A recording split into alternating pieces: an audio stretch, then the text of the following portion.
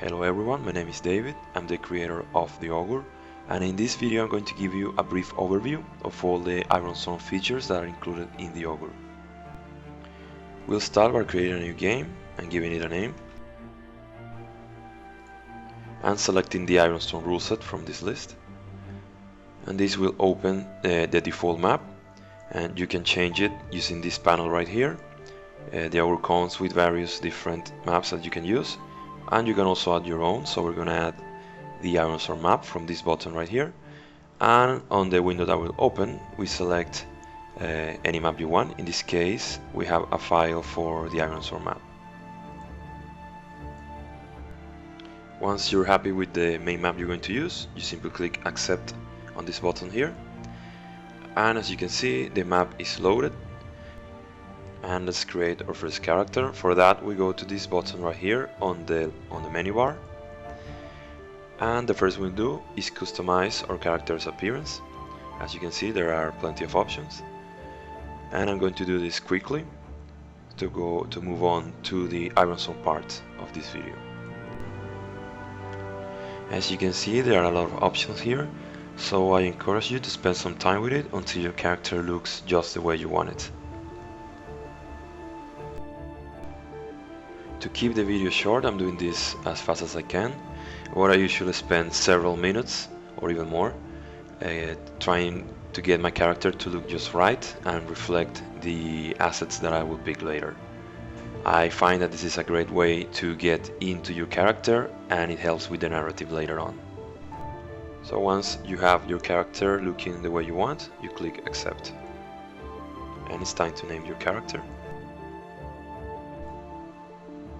And we are greeted by the character creation panel. Here is where you select the stats for your character. And the way you do it is you tap on the stats right here and simply increase or decrease the number. You have the possible arrays right here. These are the ones that are spelled in the Ironsworn rulebook, and you can use this as a quick reference, but you can edit these stats however you want. And this is the character I usually play with, and these are going to be his stats. Now it's time to add the assets, and you simply click here and this menu opens. Here you have all the assets. You can filter it using these buttons right here. For example, if you only want to see the paths, you leave this one on, or if you only want to see the rituals, just like that. I'm going to leave all of them on, and I'm going to use the filter right here, and I'm going to go for skirmisher first, and you click on it. This is the asset, and you press on right here give to character, and I'm going to add two more. The second one is going to be shield bearer, and we give it to the character. And for the third one I'm going to pick veteran. Right, now we have all our three assets. You could add more if you want, you can add less, it's entirely up to you. And finally, this part right here called personality. This is not actually from Ironsworn, but something I added, and I find it's a great way to further define your character. Basically what you do is that you give your character personality traits. The ones you presented with first are random, but you can add your own, and to remove this you simply click on them, and then you click on any of these to add them. You can add as many as you want. I usually go for 3, so let's go for these 3. Okay, so our character is ready, and we click here to accept it. This takes you to the character sheet, which is this panel right here. This is basically what you're gonna use to play your character in the Augur. As you can see, all the stats are present here. You have also your tracks. In this case, this one is supply, and this one's spirit. Wealth is here. It's up to you if you want to use it or not. This one right here is momentum, and this one you use to when one of the moves or your assets tell you to add a bonus to the next move, you would add it here. I will go over how to roll stats and such in a moment. The first thing you usually do when you're playing Ironsworn is to swear your epic vow, and we're gonna do that right now. From this menu you click here, and you're gonna give your first vow a name. So I'm gonna do something simple like recover the relics. We click OK. This is the tracker. The first thing we're gonna do is increase the difficulty. You click on this right here and you can increase it up to epic. If you make progress, all you have to do is click on these arrows and the counter increases, and it will increase depending on the difficulty. So for example, in extreme it goes by two parts of the square. If you choose troublesome, then the whole 3. We're gonna leave it as epic. And here you have your assets, and now you can, if you click on them, you can see the abilities inside the asset, and you can usually mark 1 when you start the game. So we're gonna do that for these 3. And if you wanted, you could add more assets as you gain experience, which you mark down here. Every time you gain experience, you simply increase by using these arrows. Here you can mark your bonds. Let's start with 2 bonds. And as you play and you get abilities, you can mark them right here, just by clicking, and you'll mark them by clicking again. Here are your personality traits. You can edit them if you want. Let's talk a little bit more about tasks and vows. So I told you that you can access it from here, but there is another menu if you go into this button. Here you can see all the vows, so I'm going to create a few vows so you see how it works. And you do that by clicking on this button. And I just created a few vows to show you how it works. So for example, this is the current one, and it's the one that is showing here on the character sheet. So if you want to make, for example, this one the active one, you simply click here and click on set as current. As you can see, it moves up, and if you go back to the character tab, you see that that's the one that's displayed here now, and you can increase it, you can roll, and it's completely independent from the previous one. You can mark that one as complete from here by clicking on this button. You say mark complete, and the previous one will appear now. If you go back into the vow tab, you see that it's now here as completed. You can minimize this. For example, let's say we also complete this one, and now it appears here, and we only have this one. And you can mark them as fail also, and that will create another tab for fail. From this menu you can access other tabs. For example, we have tasks, and you can create tasks right here. This is good, for example, for traveling. Let's say new task, and let's say it's a journey. And the same goes for combat. You can track different combats right here. If you go back to the character panel, this button allows you to change to the current task, and this one to the current combat. So this is an easier way to keep track of all your vows, all your journeys, and all your combats. There are other ways to do combat, and I will go over them later in this video. Last but not least, you can roll your stats from the character panel by simply clicking on any of them. And after you click, you see the dice roll right here, and it will tell you if it's a miss, or if it's a strong hit, or if it's a weak hit. If you want to edit any of these stats, you right click on them to show this menu, so you can edit that, and again you roll by doing a left click. For the tracks, is backwards, as usually the tracks, you increase the tracks all the time or decrease them, so you left click on them and this appears, and you can change your supply, and the same goes for wealth. And this one is your spirit, and it's the same, you can increase it or decrease it, as well as for your health. If you right click on any of them, now they roll, so here you are rolling with your supply. And in this case, you see this icon appear right here. This is the icon that you use to burn momentum, and it appears because this dice is below your current momentum, which is 2. So if we increase our momentum, in this panel you see momentum, let's say we increase it to 10, and you could change the max and the minimum. Well, let's leave it as it is right now. So let's roll again, And here we have a miss, we have a 2 versus a 10 and a 6. So let's say that I want to burn momentum for this roll. All I have to do is click here, and this dice disappears, and this turns into a weak hit because we have a 2 plus 2 against this 10. And our momentum just reset back to 2, and that's how you roll all the Ironsworn stats and tracks using this character sheet and the Augur. I think it's very simple, and it really helps to speed up the way you play. Finally, in this menu we have this button right here, which allows you to edit the appearance of your avatar, and you can change everything, and it's the same menu that you use during character creation. So let's check the moves. If you click on this button right here, this panel will open, and here you can see all the moves from Ironsworn organized according to the different categories.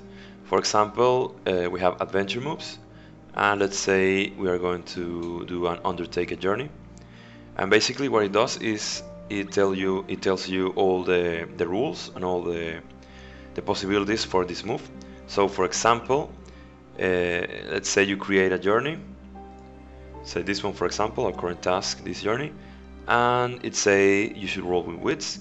So we click on this stat, and in this case it's strong hit, so you will read on a strong hit, you reach a waypoint, and you can choose whether to make good use of your resources and mark progress, or you mark progress and take +1 momentum but suffer -1 supply. So let's say we do this and we mark progress. In this case, the troublesome journey, so it's only 3 progress. And that's how you would do all the moves. As I said, this is mostly for reference. You still have to do the rolls yourself and make the outcome of such moves. You would do that on your character sheet. I did it this way because this gives you maximum freedom on how you play. I did not want to make it somehow automated, as that would pretty much make you only play in a certain way. Up here you have the yes and no oracle, which is something very important when you're playing Ironsworn or any other solo game.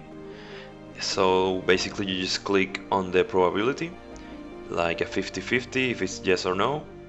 It's a case of no. If you say it's a slim chance that it's a yes against a no, or for example if it's pretty much certain that it's a yes, and it's a yes, although obviously sometimes it will tell it's a no. Some moves and some assets tell you to add +1 to your next roll, and the way you would do that is you use this icon right here, and let's say we add a +1, so +1 to your next roll. Now next time you roll any of your stats, let's roll for example with iron. See, you have +3, your iron is +2, so the one that you had here is added to this bonus, and that's how you do any kind of add. You add it before you roll. To access the Ironsworn oracles, you press on this button right here, and remember that this whole panel is accessed from this icon. So now you click on this button, oracles, and you have the categories for the tables. Let's say you want to roll a character, and here you have the tables for all the entries for the character tables. You have the name, the role, and everything else. If you want to re-roll one of the results, you just click anywhere here, and it gives you another random result, and it applies to everything. And you go back by pressing this icon, and then you can select another entry. Now let's talk about placing things on the map, like your avatar and locations. And to add your avatar, you simply drag here from the character panel, and you place it anywhere on the map. The first time, okay, it will tell you that if you want to drag it around, you have to hold the left mouse button for a split second, and then you simply release it. If the icon is too large for this map, you can change that in this menu right here. You press on this icon, and here you can change the size of all the icons that you can place on the map. So let's say we want this a bit smaller, like this. Alright, as you can see now it's much smaller, and we can open the character sheet by clicking on the avatar right here or by clicking on this picture here. So let's talk about procedural generation. If we go into this button right here for creating a location, this is the location panel, and then we click on the plus sign right here. And let's pick a city as the category that we're going to generate. And as you can see, the program creates a new city called Davenport, and it gives you a description of this city, and it tells you who rules this city, and also gives you a quest hook that you can use to advance your story. Everything here is generated every time you re-roll, so if you click on this icon, it creates a new city. And once you have one that you like, for example this one that has plenty of characters, you press here to accept. And now the city appears on the location panel, and to add it to the map, you simply drag it into the map.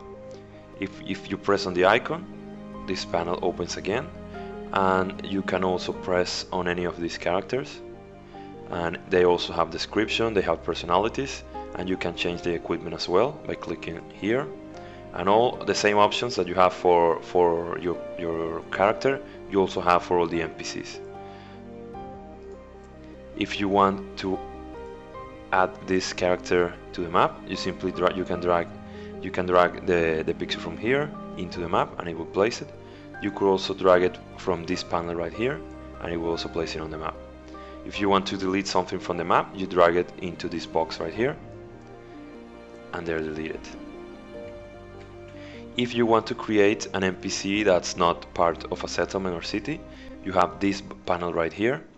As you can see, the NPCs that were created for this city also appear in this panel, but you can create one that's not part of any city. You do that by clicking on this icon right here, and then you select a role for the new NPC.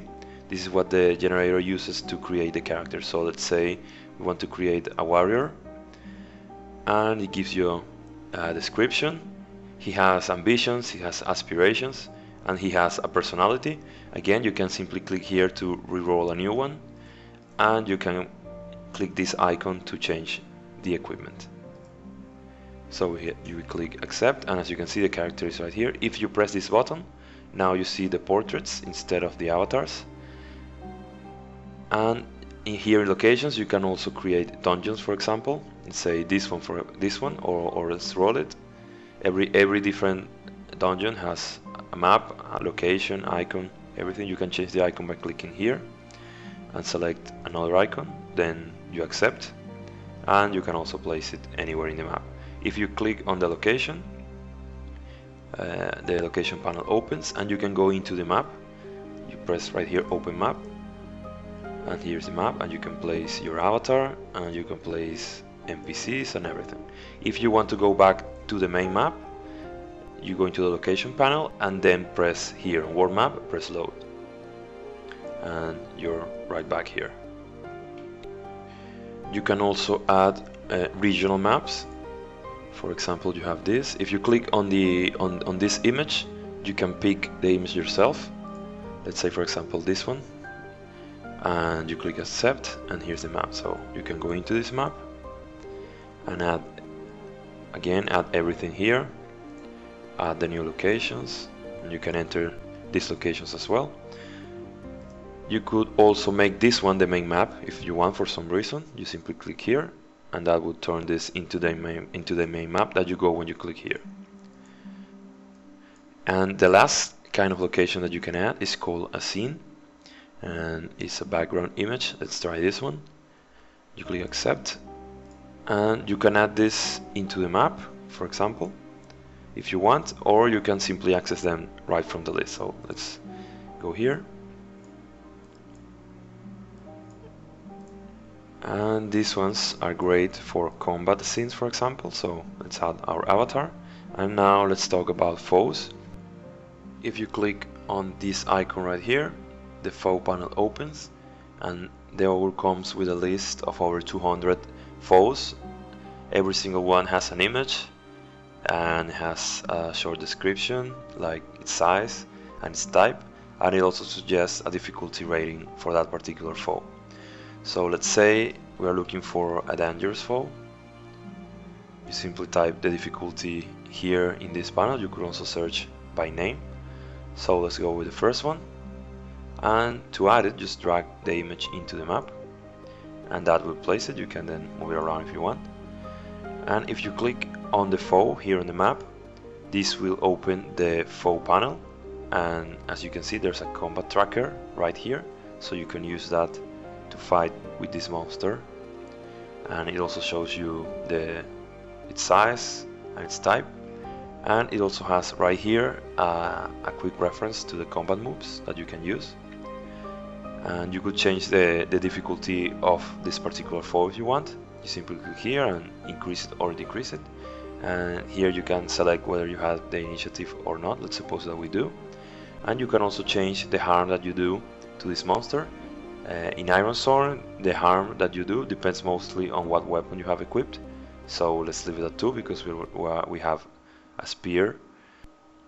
So let's try quick combat right here, and we are fighting this monster, and let's say that we start with initiative, and we're gonna do a strike move. So let's roll with iron, and it's a strong hit. On a strong hit, you inflict +1 harm and you retain your initiative. So we add our harm, and because it's a strong hit, we do it twice, and the monster is almost out. So let's do a roll progress, and it's a strong hit. So let's say that we defeated this monster, and we just delete it from the map. And that was a very quick explanation of how the combat system works. You have many more moves, and you also have your assets that you can use while you fight.